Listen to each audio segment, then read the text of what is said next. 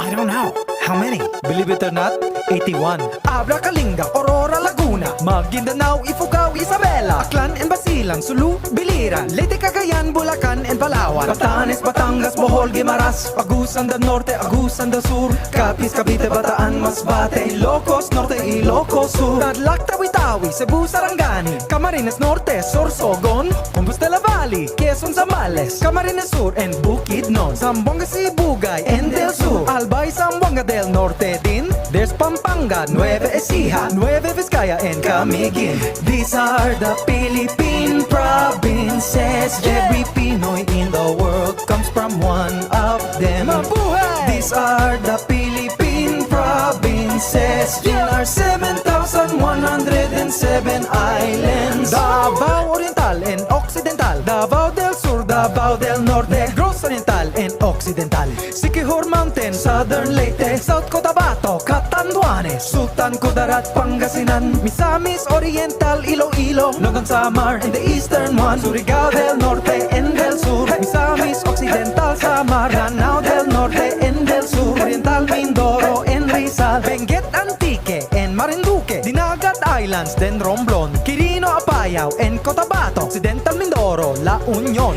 These are the Philippine provinces. Every Pinoy in the world comes from one of them. Mabuhay! These are the Philippine provinces. In our 7,107 islands.